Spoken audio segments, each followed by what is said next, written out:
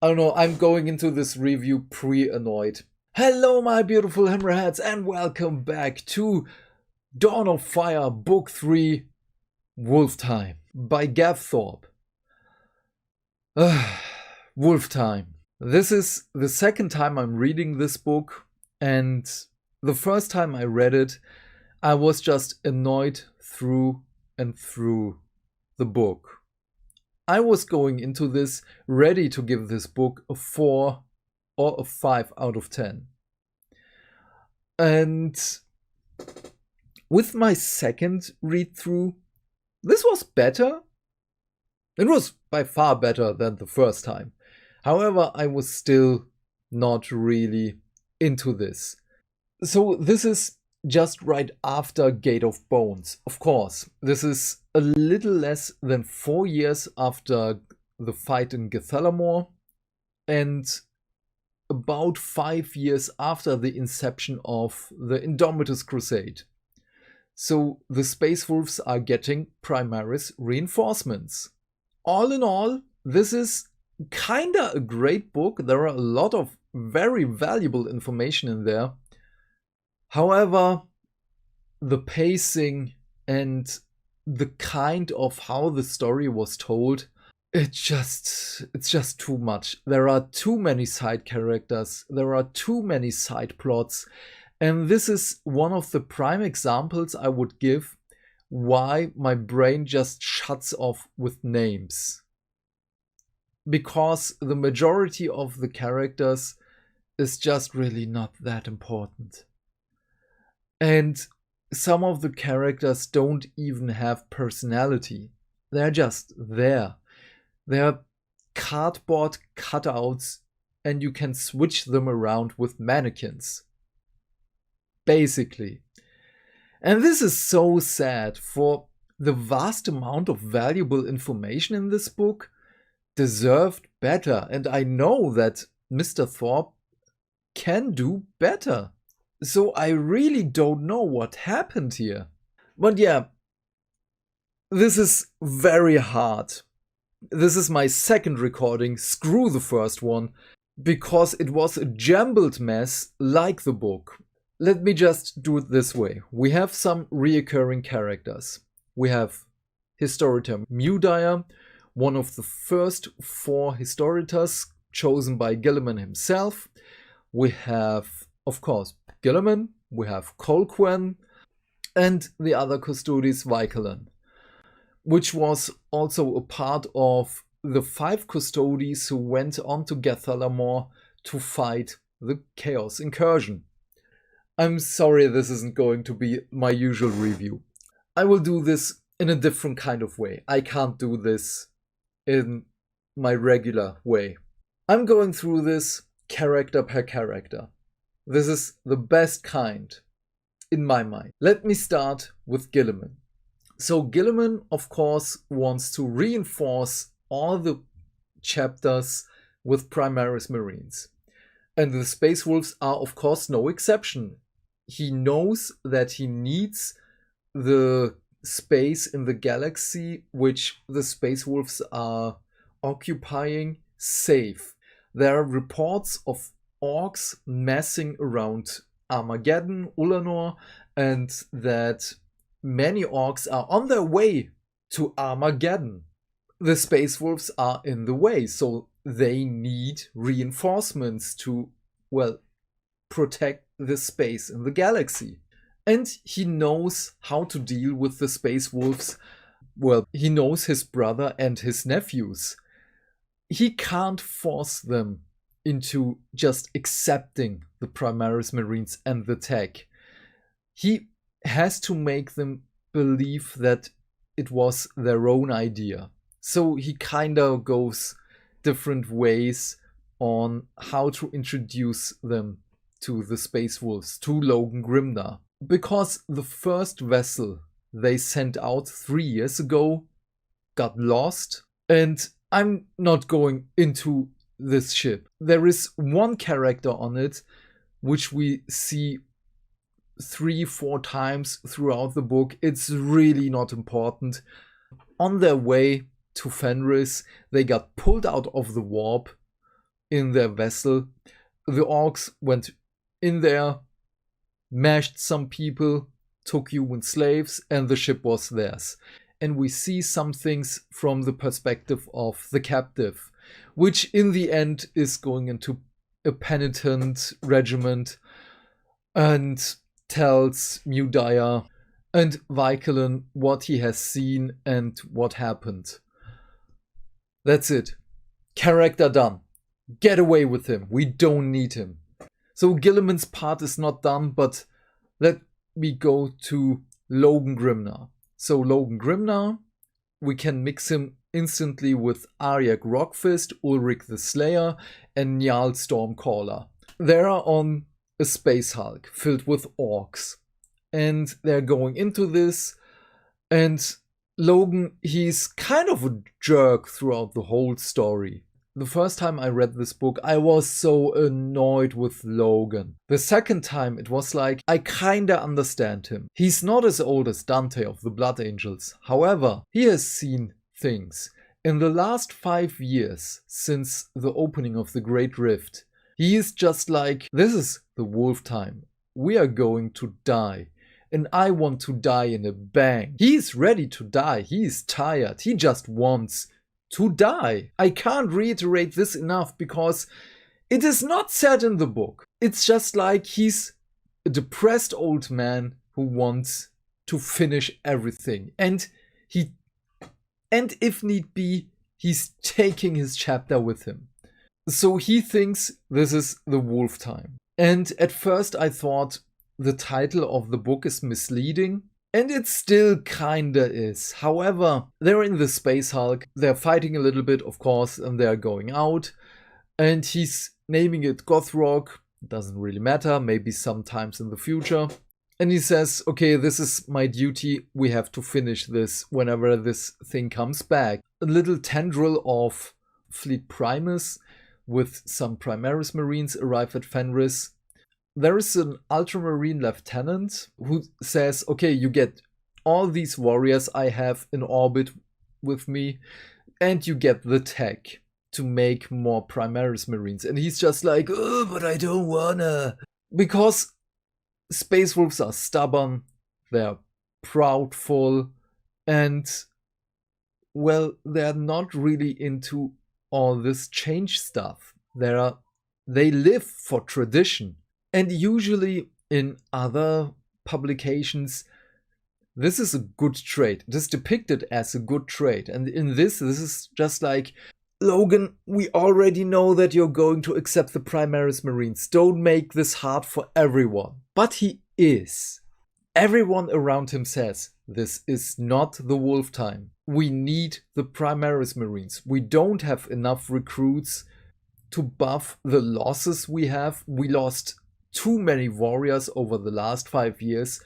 There are multiple accounts in the book in which it says that the hall has so many spots of emptiness, basically. And they're missing warriors. And throughout the whole book, it's just like, oh, but I don't wanna. He's my uncle, he's not my dad. And this is just so annoying. Bjorn the Fell-Handed has a little cameo in which he says, Gilliman sucks. And then he just turns around and walks away. This is his part in the story. Which is also so annoying. There are so many possibilities not really used here.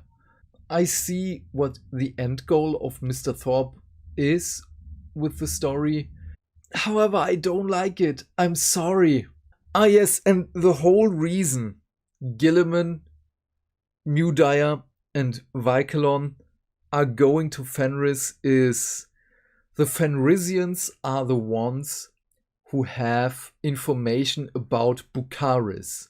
Remember, Bucaris is the cardinal of Gethalamor who went out into the universe to make Gethalamor a great place of belief.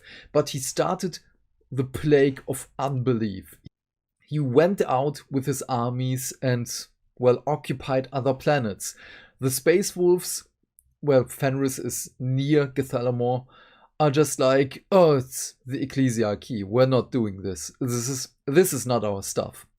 The Inquisition was like, ecclesiarchy, not our stuff. Has nothing to do with us. And as soon as the plague of unbelief reaches Fenris, it's just like, now it's our stuff, let's go! And so they recorded everything that happened, and that's why Mudire is being sent to Fenris. Record everything they know. And he has, of course, a little bit of help from other young historians. We have Mudire and Vaikalon. Those two are great together. I really, really like the chemistry between those two. They kinda rescued the book. At one point, they just have such a funny moment. They're in a small transporter and, well, flying down to the planet. And it is, by design, small, so that they can't smuggle more warriors with them. So Vaikalon is just like, in there, he has to hold his guardian spear diagonally so he doesn't stab Mudire. And Mudire is just like, I don't know if I like you.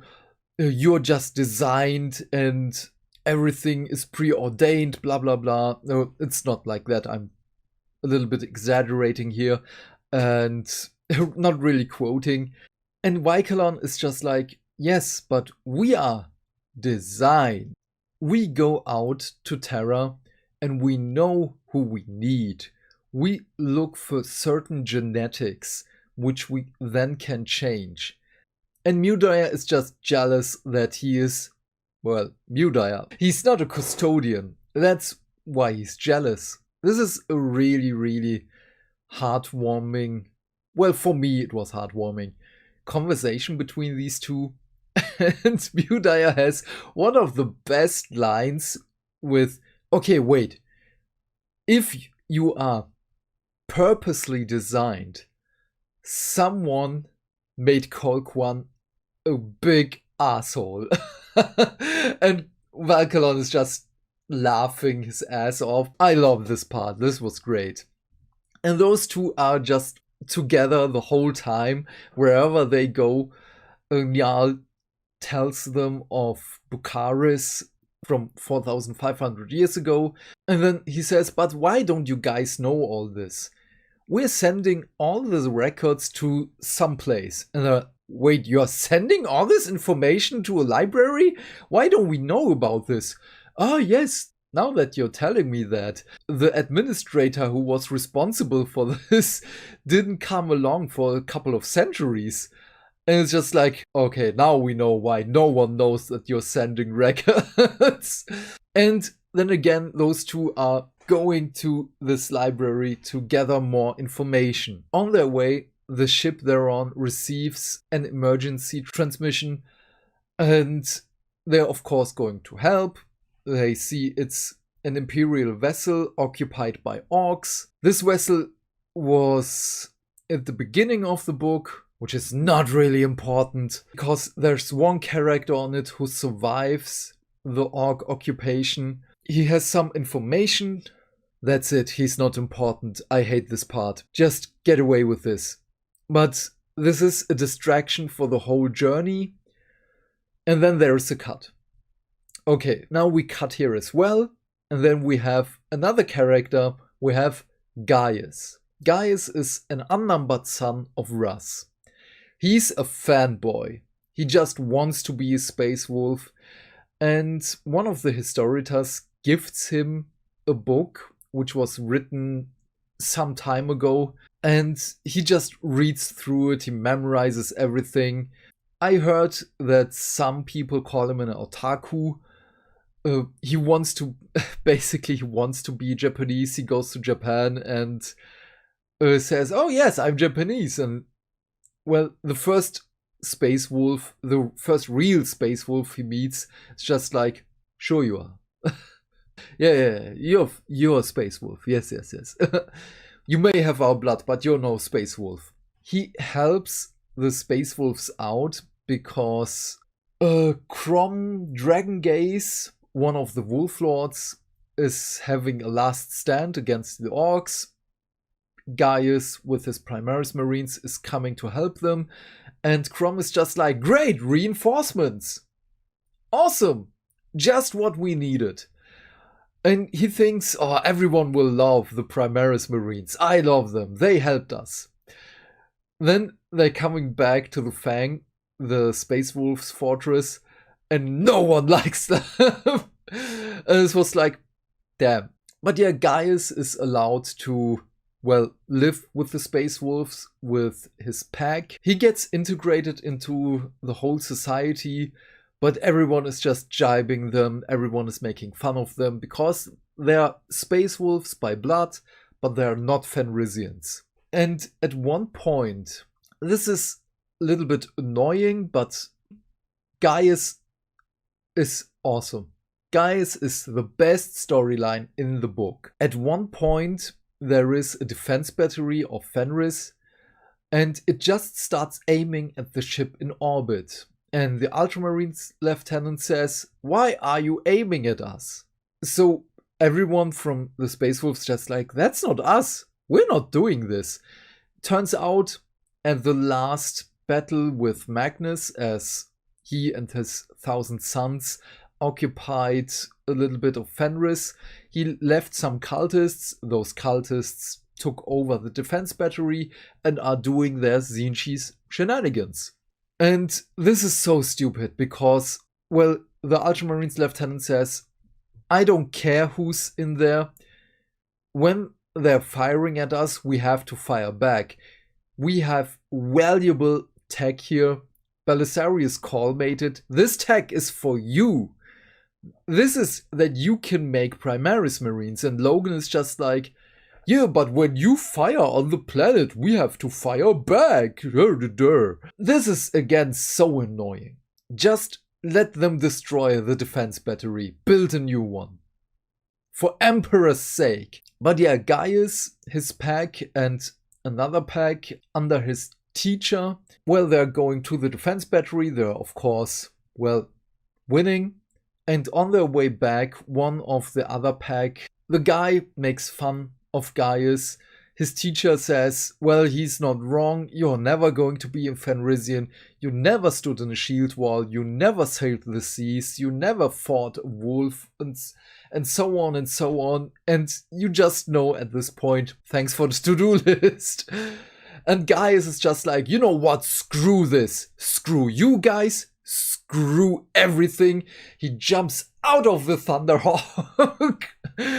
And he makes his way on his own to the Fang. And everyone is just like, did he just really jump out? But yeah, his story is just a couple of adventures, which are really, really great.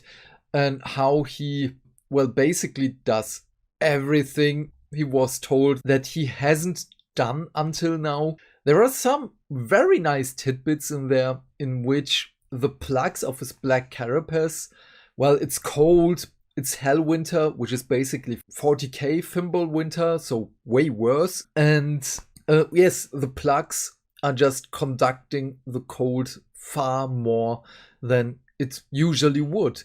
So he has to rub them in animal fat and so that they're staying warm, which is really nice. I love this detail. And at one point, he just recognizes that he's being followed by a black mane. Fights the black mane, he wins, of course, but he's grievously wounded. And he's being pinned down by the corpse of the wolf.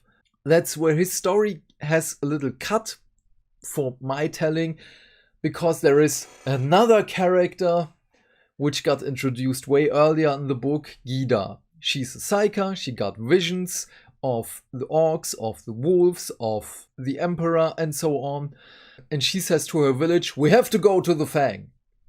Not in these words, but yeah, she convinces everyone to go on this dangerous venture. And the majority of her storyline, everyone there is just a cardboard cutout. You can switch them around and it doesn't really matter. At one point, they of course stumble upon Gaius and the wolf. They're, well, patching him up. He helps them to get to the Fang. And on their way, they're doing everything. They're sailing, they're fighting Baby Jormungandr, a sea snake. They get to the Fang, and there is a lot of stuff in which she has to convince the Tempestus Science, which are there, that she has a vital message for Njal Stormcaller. I just skip so many things. I don't care right now. Gaius is convincing the Tempestus Science that she is important, but she has to go to the Psycha school, which name I forgot right now, and I don't really care anymore. Then she tells her story of her vision to Njal and Logan, and they're just like, okay, thanks for that. Then, okay, now, before Gyda comes to the Fang, Guilliman arrives, then they're having a feast, and Logan the whole time is, I have to be careful. I am designed to follow Primarchs. I can't do the thing he wants me to do just because he says. And of course there is all this back and forth, and it is so annoying. But in the end, we of course know he's accepting the Primaris Marines. One of the things, it's not only Gyda who convinces him to do this, it's another emissary of Guilliman, a captain of the Raven Guard, which is really, really fun, who talks about, yeah, your father is gone, but so is mine.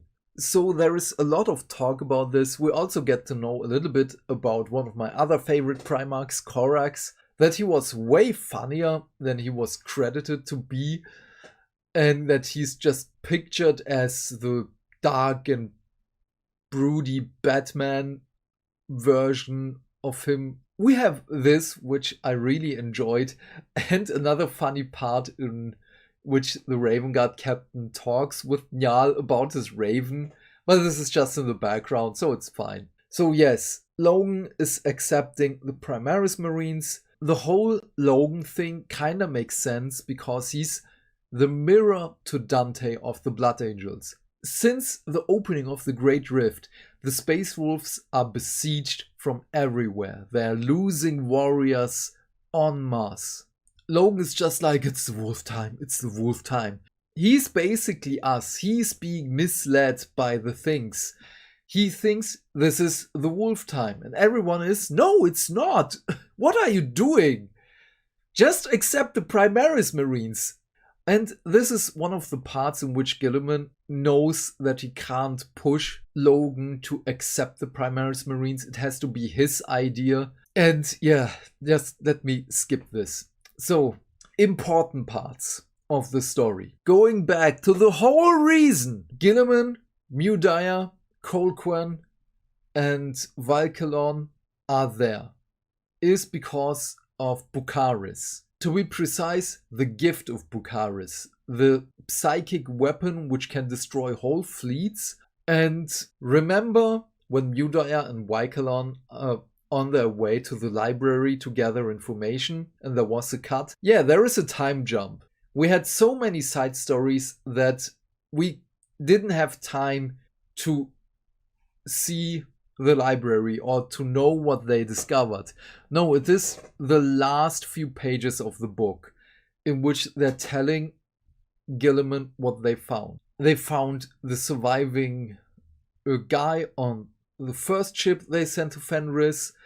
They're telling him, oh, he's mad. He says that the orcs pulled their vessel out of the warp, blah, blah, blah. They're going to meet Gaskell, blah, blah, blah. And they found pictures of Karis and his ring, and that the ring does not look like a ring, but the artist says in an interview that, yes, this is what I saw. So Guilliman knows, okay, this is Noctilith, and again, Noctilith weapon powered by the ring of Bucaris, which is made out of Noctilith, which pretty much conducts psychic essences, or I don't know how this whole warp shenanigan stuff works, and I don't care right now because this video is going on for far too long. I'm tired. This is the third recording back to back, and I just mean Dawn of Fire 1 and 2 before this, and Colquhoun being the asshole he is. Oh, I already forgot at the beginning of the book, in which Colquhoun orders Vicalon to go basically everywhere the Primarch is and to look what Guilliman is doing, if there's treachery in there. He trains how to kill Guilliman, and he's just an ass about it. Yeah. So yes, we have the Ring of Bucaris made out of Noctilith. We have the Gathering of the Orcs, which is really important that the Space Wolves are now reinforced by Primaris Marines. Gaius, who becomes a Space Wolf. Njal discovering that this isn't the Wolftime, this is the beginning of the Wolftime. This is the first real portent for it. And the War of the Beast is mentioned by Guilliman, which is kinda nice, a series which I haven't read yet. And also very interesting is Colquhoun knows about the Unremembered Empire, which was also a great line in which Guilliman, the first time in the books, has a flinch in his face, is annoyed that Colquhoun knows about this, and Muta is just like, what is he talking about? But yeah, all in all, too much stuff. This is too much tell, not shown. Too many side characters, too many side stories. This could have been made into several short stories. I like the short stories in itself. It's the editing maybe, and the pacing. It's not good. It's really, really not. And it pains me that it's not. For the whole Indomitus Crusade, it just pushed the story a little bit. We need more. I guess this is one of the reasons, and it sounds mean. I don't want to be mean. In the end, I like this book. I like the stories behind it. But I believe this is one of the reasons why the Dawn of Fire series isn't as popular as the Horus Heresy series. Not only because of all the nostalgia and all the myths behind the Horus Heresy, but the book is not great.